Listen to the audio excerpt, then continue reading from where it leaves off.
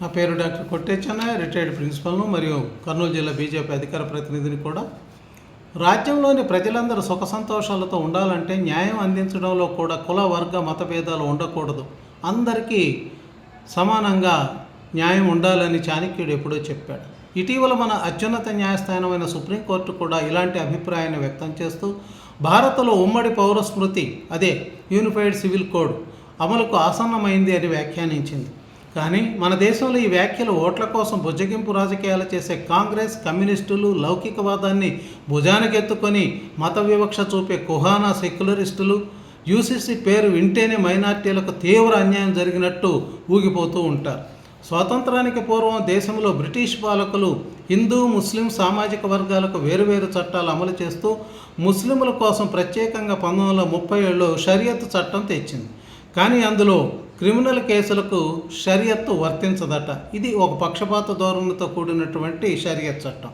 అప్పటి నుండి ప్రజల మధ్య విభేదాలు లేకుండా అన్ని మతాల వారికి ఒకే రకమైనటువంటి చట్టం ఉండాలని భావన మొగ్గతొడిగింది. కానీ మొదటి నుంచి హిందువులపై వివక్ష చూపించే నెహ్రూ, కాంగ్రెస్ వర్గాలు ముస్లిం మైనార్టీలు ఎక్కడ నోచుకుంటారని చెప్పేసి నాటి నుండి నేటి వరకు ఉమ్మడి పౌర స్మృతికి అడ్డుపుల్లలు వేస్తూనే ఉన్నారు. రాజ్యాంగ రూపకర్త డాక్టర్ బిఆర్ అంబేద్కర్ గారు యూసీసీ అమలు చేయాలని గట్టిగా కోరుకున్న నెహ్రూ సెక్యులరిజం పేరుతో అడ్డుకున్నారు.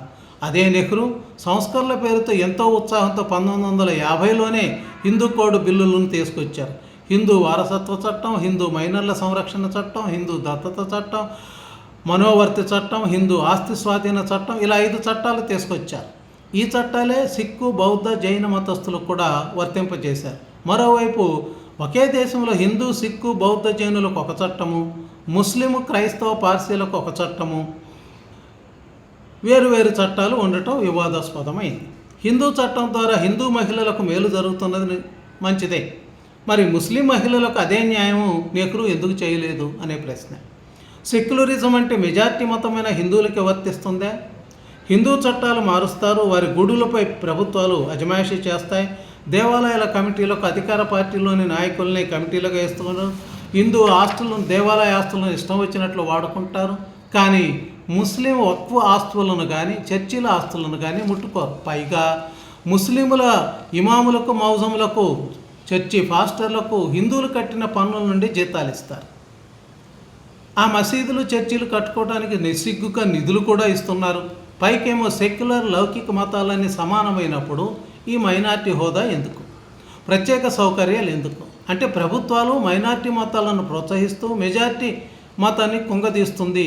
అందుకే గత 78 ఏళ్లలో మైనార్టీ మతాలు 4-5% నుంచి 30% పెరిగాయి. మెజార్టీ మతం మాత్రం 90 నుంచి 70% తగ్గుతూ వచ్చింది. రాజ్యాంగం అందరికీ సమానం అన్నప్పుడు ఈ ప్రత్యేక హక్కులు ఉండకూడదు, ఈ వివక్ష ఉండకూడదు.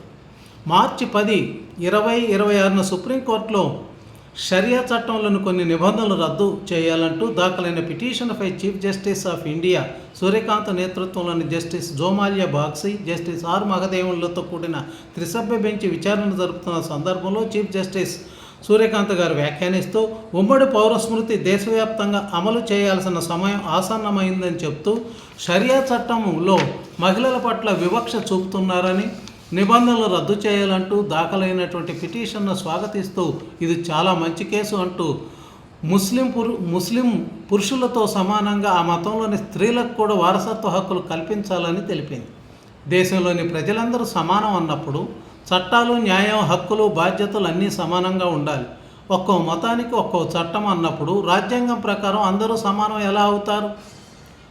యూనిఫైడ్ సివిల్ కోడ్తో ప్రత్యేకంగా ఏ ఒక్క మతానికి నష్టం జరిగేది లేదు. ఒక్కో మతానికి వేరువేరు చట్టాలు ఉండటంతో ప్రధానంగా ముస్లిం మహిళలకు నష్టం జరుగుతుంది.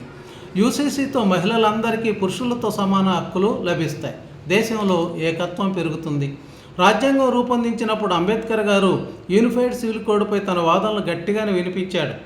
దేశంలో కాంట్రాక్టు, క్రిమినల్ లా వంటి సివిల్ విషయాలు ఒకే చట్టం సాధ్యమైనప్పుడు వ్యక్తిగత చట్టాలకు ఒకే కోడ్ ఉండటం అసాధ్యం కాదని చెప్పినా కూడా నెహ్రూ ముస్లిం బుజ్జగింపు ధోరణితో ఆ చట్టం ఆనాడు సాధ్యం కాలేదు. బీజేపీ ఎన్నికల నినాదం ఒకే దేశం, ఒకే చట్టం అమలు చేయాల్సిన సమయం వచ్చేసింది. 2024 స్వతంత్ర దినోత్సవం నాడు నరేంద్ర మోడీ గారు ఎర్రకోట నుంచి ప్రసంగిస్తూ యూసీసీ యూనిఫైడ్ సివిల్ కోడ్ ఉమ్మడి పౌరస్మృతి గురించి ప్రస్తావించారు. ప్రస్తుతం ఉన్న మతతత్వ పౌరస్మృతి స్థానంలో సెక్యులర్ పౌరస్మృతి ఉండాలని పిలిపించారు.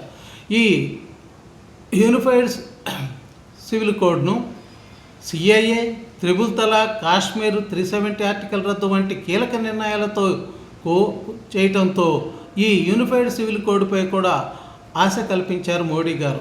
యూసీసీపై వ్యూహాత్మకంగా అడుగులేస్తారని దేశ ప్రజలందరూ ఎదురు చూస్తున్నారో దాన్ని తొందరగా అమలు చేయాలని కోరుకుంటున్నారు. ఇప్పటికే 2024లో బీజేపీ పాలిత ఉత్తరాఖండ్ రాష్ట్ర ప్రభుత్వం యూసీసీ చట్టాన్ని తీసుకొచ్చి ఇతర రాష్ట్రాలకు, దేశానికి ఆదర్శంగా నిలిచింది. 1867 నుంచి గోవాలో యూసీసీ ఉంది. అలాగే బీజేపీ పాలిత రాష్ట్రాలైన గుజరాత్, అస్సాంలలో కూడా ఈ చట్టం తీసుకొచ్చే ప్రయత్నాలు జోరుగా సాగుతున్నాయి. అలాగే కేంద్రము, ఇతర ఎన్డీఏ, బీజేపీ పాలిత రాష్ట్రాలు కూడా ఆ దిశగా వెళ్లాల్సినటువంటి అవసరం ఎంతైనా ఉంది.